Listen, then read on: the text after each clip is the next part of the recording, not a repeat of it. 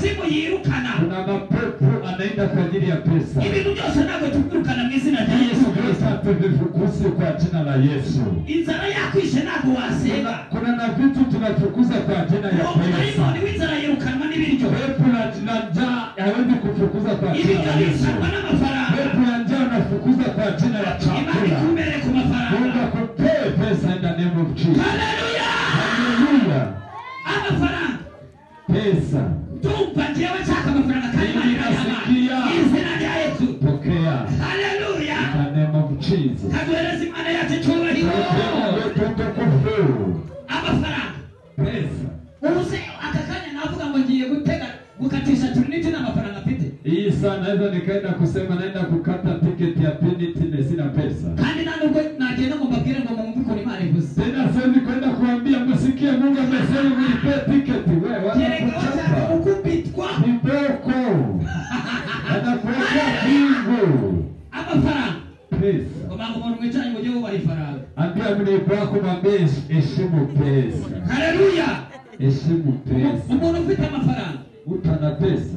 Akutwara uko ashatse. Anakupeleka kisa nataka. Mama faranga. Rimwe nigeze kujya gusenga hano. Siku moja nimewahi kwenda kuomba sehemu. Jenda n'amafaranga mfite. Nikaenda sina pesa. Ariko gendana n'umuntu. Lakini nikatembea na mtu. Uri ugenda kanda telefone yiwe. Ataenda akibonyeza simu. Nyina nyishure. Akanilipia.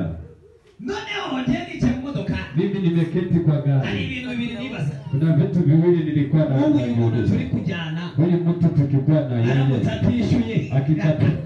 Akikataa kulipa. Nabigenzane. Naweza nikafanya aje?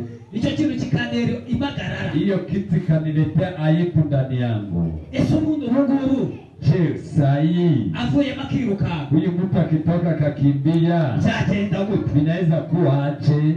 Nahora nifuza guhora nunzi faranga. Nikaenda na tamani kuwa na pesa. Nilibwe telefoni igihe umuntu adahari. Hiyo pesa nikikuwa kwa mfuko mwingine akikataa kulipa na mimi naweza nikamlipia. Umuntu akeneye kwitabaza. Kuna pesa mtu anahitaji ya pocket money. Sinzi mambo magurukiye muri Biblia. Sijui sababu nimesimama ndani ya hii. Imani ndio mafaranga cyangwa ndiwe. Mungu akupe pesa au aache. Usiko mafaranga muri quartier. Unajua pesa kwa mahali. Umunyamafaranga amenyekana. Mtu wa pesa anajulikana mahali mnaishi. Umukene akabura izina. Tajiri anakosa jina. Usiyuka icyapa cy'umukene muri quartier. Unajua bango la maskini hapo. Ni umukire baturanye. Mahali ukitaka kuelekeza mahali unaishi, huwezi kuelekeza ukasema kwa maskini. Unasema hii nyumba niandika Jofrandi. Huo ni tajiri mko karibu pamoja na wewe. Nago wewe bakuzi. Huwezi kusema hii nyumba niandika Ivete. Lakini neighbor wako anaitwa Jofrandi. Ubwo ugeze mu Rwanda. Ukienda Rwanda. Na muntu numwe wabaza kwa Rubangura ngahayobera. Huwezi kuuliza mtu kwa Rubangura. Na muntu numwe wabaza kwa Makuza ngahayobera. Huwezi kuacha kuuliza mtu kwa Makuza. Kwa Nyirangarama ngahayobera. Huwezi kuacha ukiuliza kwa Nyirangarama. Hallelujah. Hallelujah. Anajulikana sababu ni matajiri. Imani kubera mafaranga. Hapo akiuliza Kenya kwa mama jina, mnapajua nyote. Hebu pesa zilile kwa jina la Yesu. Hebu pesa zikatega Jesus. Ianzie kwangu. Telefone yawe ije amafaranga. Simu yako ianzie. Abantu bari barakwibagiye baguha amafaranga. Amen. Pesa zianzie kwa apostle zikuje kwangu basi. Hallelujah. Kandi Yesu banachi cyubahiro. Urubanza rw'amafaranga n'Imana ruca. Reka tugire gutyo. Tufanye hivi. Urubanza rw'amafaranga n'Imana ruca. Hallelujah. Hallelujah. Yesu ashimwe cyane. Bwana sifiwe sana. Amafaranga sa Pesa. Utusaidie wale watoto wakakae wanazurura. Umuntu ufite amafaranga. Mwenye ana pesa. Abantu baramwubaha. Watu wanamheshimu. Kandi nuko yabatarize. Tena na vile hajaenda shule. Amafaranga nako bigombera kwiga. Wana pesa hadiombi kama umeenda shule. Hallelujah. Yesu ashimwe cyane. Amen. Undi muntu wa kane nababwiye ni uwuhe? Mtu wa pili nimemwambia ni nani? Umuntu wize. Umuntu wize. Haleluya. Usomi.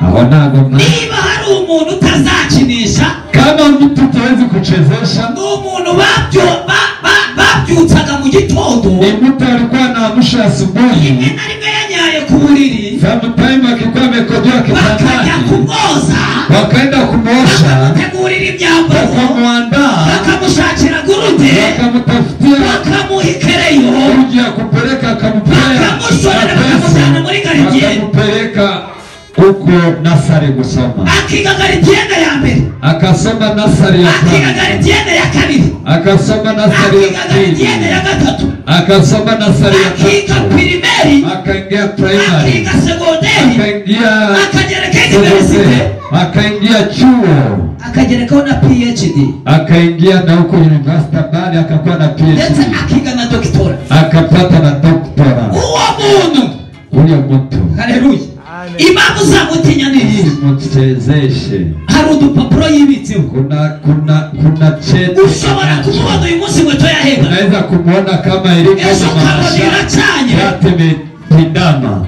abantu bashakishwa arimo, watu wanatakikana hapa duniani, hawa watu ubanisi ukeneye arimo, watu dunia inahitaji wakina Marene na Waireke na Wamamasha. wowe urakinisha umuntu, au unachezesha watu, wicara umeketi, agafata kuma kamwe, akachukua kitu kimoja, agafata igikwasi wenda, akachukua kitu kimoja, agafata impeta, akachukua peti, agafata ikibati, akachukua bati, agafata umusumari, akachukua msumari, akabiterateranya, akaunganisha, yarangiza akabikuramo gerenade, akimaliza akatoa bomu.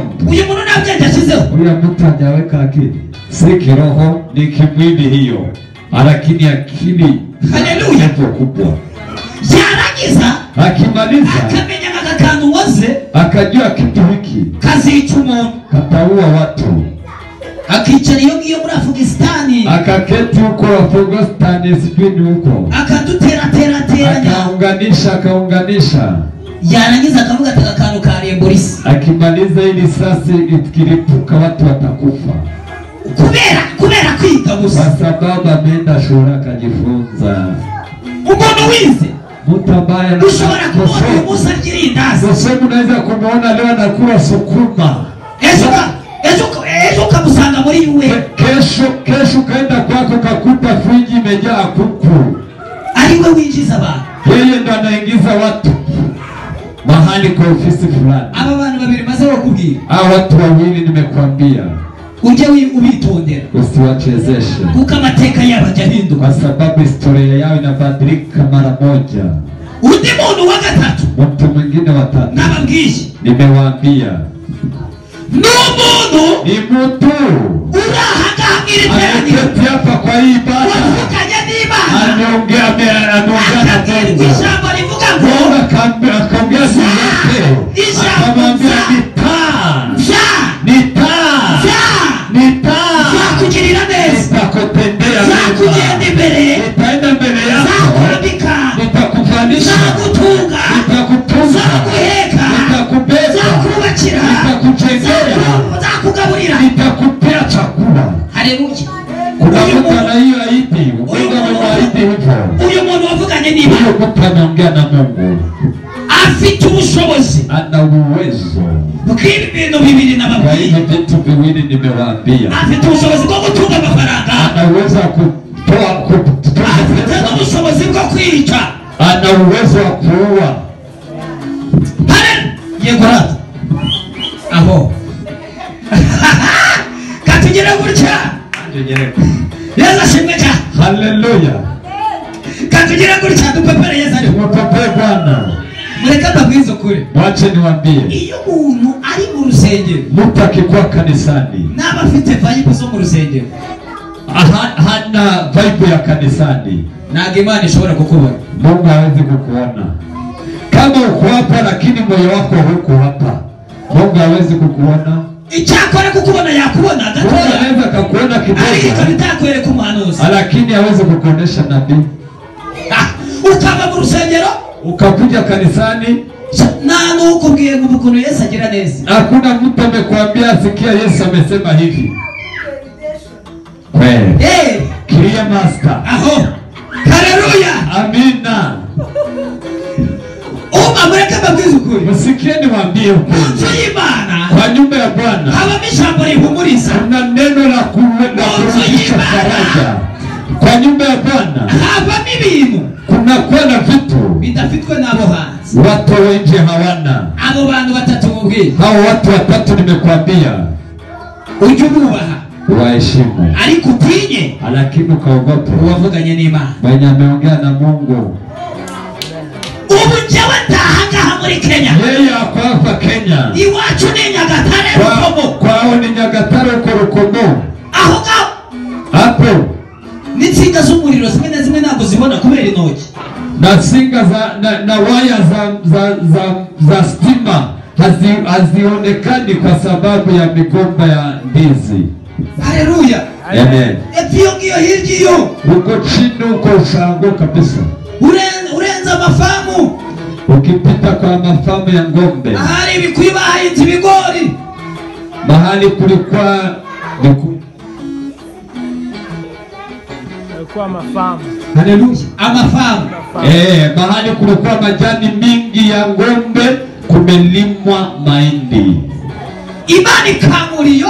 Mungu akamutoa kwa majani. Ngagera i Kigali. Mugishanga akamutoa akamweka mjini. Ngasenga Imana. Akaomba Mungu. Amashuri byaranze. Shule imekosekana. Imani kavamo nubwo byanze ari kumfasha. Mungu akamwambia na vile imekataa sikia. Haleluya. Kutendea mema.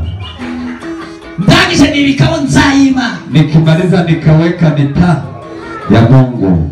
Njyewe navuye iwacu Rukomo. Mimi ametoka kwao Rukomo. Inji Kigali. Akaenda mjini Kigali. Inji abandi bagenda n'imodoka. Wengine wakitembea na njyewe agenda n'amaguru. Yeye akatembea na miguu. Nagiye iminsi 10. Alienda siku 13. Ndaraho bwishengeze. Akilala mahali umeingia akifika. Ugahana narara agasemo na hasi. Unajua mahali alikuwa analala mnapajua. Ni mu kabari baraye bacuranga nyine. Ni pale kwa baa wakilala wakipiga muziki. Haleluya. Amen. Aho ngaho niho narara. Hapo ndo alikuwa analala. Yesu ashimwe cyane. Bwana asifiwe sana. Adufeze Imana yo mwijuru cyubahiro. Tupe Mungu wetu utukufu. Ngagenda bwanyiriraho. Akaenda ukikuwa usiku. Ngachunga ahantu baraye bacuranga bari ndani. Akaangalia mahali kuna krabu. Hari hagezweho indirimbo zikago kiriwa nzenze kiriwa yaye. Kulikuwa kuna hizo nyimbo zilikuwa zinaimba kiriwa nzenze kiriwa yaye.